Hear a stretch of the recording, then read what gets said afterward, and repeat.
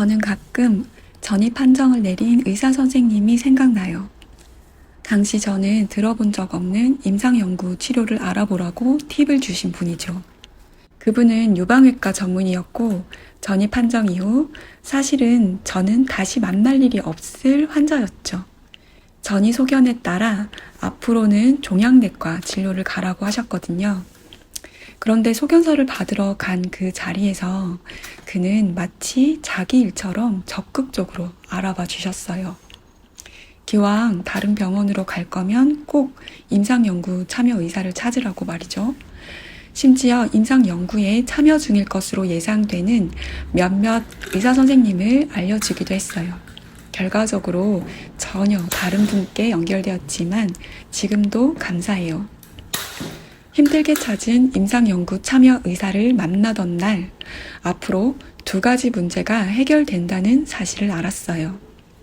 제가 가장 걱정했던 치료의 안정성과 치료 비용이었어요. 임상연구에 참여하면 치료 비용은 전혀 들지 않더라고요. 또 임상 중인 약제는 면역 항암제라 원래 투여 예정이던 독성 항암제보다는 훨씬 후유증이 덜할 거라고 했어요. 그리고 깨달았어요. 그간 먹지도 자지도 못하며 혼자 무서워하던 저를 예수님이 보고 계셨다는 것을요. 그래서 유방외과 의사의 마음을 감동시켜 저를 급절하게 도와주신 사랑이 느껴졌어요. 그렇게 저는 전입 판정 1달 뒤 항암 치료의 궤도에 안정적으로 진입했답니다. 그리고 그 사이 하나의 액션이 더 있었어요. 비밀이지만 알려드릴게요. 전입 판정을 받고 난 후 남동생에게 한 가지를 간곡히 부탁했어요. 누나 좀 도와주라. 나랑 약수 좀 같이 가지러 가자. 가볍게 치료를 좀 더 받아야 하는데 라고만 말했지만 동생은 더 이상 묻지 않고 제 부탁을 들어주기로 했어요. 그렇게 다시 시작된 투병에 앞서 약수를 아주 많이 마시기 시작했답니다. 왜 그랬냐고요? 첫 번째 이유는 막막한 현실을 하나님께 기대고 싶은 마음이 컸어요. 그물은 약수를 개발하셨던 목사님이 평소에 늘 말씀하시길 하나님이 주신 선물이고 마시고 병이 나은 사람들이 많다라고 하셨거든요. 약수를 마시며 기도하면 하나님이 더 가까이 느껴지는 것 같았어요. 그래서 무서운 마음, 막막한 마음을 약수를 마시며 하나님을 부르며 달랬어요. 2번째 이유는 마음껏 먹을 수 있는 최고의 건강식이었어요. 하나님도 역사하시지만 물의 성분 자체도 매우 좋은 물이라고 하셨던 말이 계속 생각나더라고요. 신비의 효능이 있다는 무슨 버섯이니 무슨 약초니 하는 것들은 전혀 생각이 나지 않고 약수만 생각이 났어요. 그리고 돈도 들지 않으니 금상첨화. 하지만 가장 큰 이유는 따로 있어요.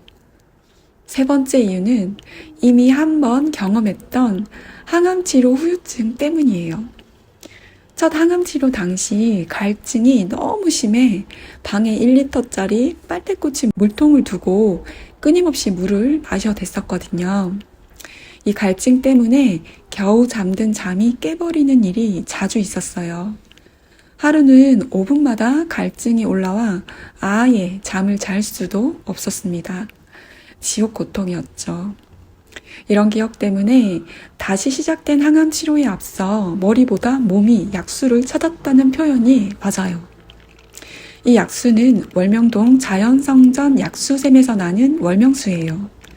당시에는 월명수를 1.5리터 생수통 30개씩 채워왔어요. 이것이 제 1달 분량이었습니다. 당시는 유명해지기 전이라 2리터로 제한하지 않을 때였어요. 아주 늦은 추운 겨울밤 깜깜한 월명동에서 무거운 물통 수레를 끌며 집까지 월명수를 배달해주던 남동생의 수고가 애련하게 생각나네요. 이렇게 예수님이 유방외과 의사, 남동생 등 사람을 통해 저를 도우시며 제 생명을 위해 투자를 많이 해주셨답니다. 이렇게 월명수와 함께 제2차 항암 치료가 시작되었어요. 그리고 4주 후 첫 CT 촬영이 있었는데 결과는 놀라웠답니다. 작은 크기의 암 종양이 사진에 나타나지 않게 된 상황. 한쪽 폐가 깨끗했어요. 너무 기뻤답니다. 절대 일반적인 상황은 아니라는 설명을 들었고 저에게만 일어난 일 같아 너무 감격스러웠죠. 그런데 그 전에 있었던 일이 한 가지 기억나서 함께 남길게요. 어느 날 항암 주사 투여 후 집으로 가는 차 안에서 갑자기 찬양이 나왔어요. 무려 1시간 동안. 제가 타고 있던 차는 저희 교회 담임 목사님 차였는데 제가 사석에서 그렇게 혼자 노래 부르는 일은 전에도 후에도 없었답니다. 찬양을 했다기보다 입에서 찬양이 흘러나왔다는 게 맞아요.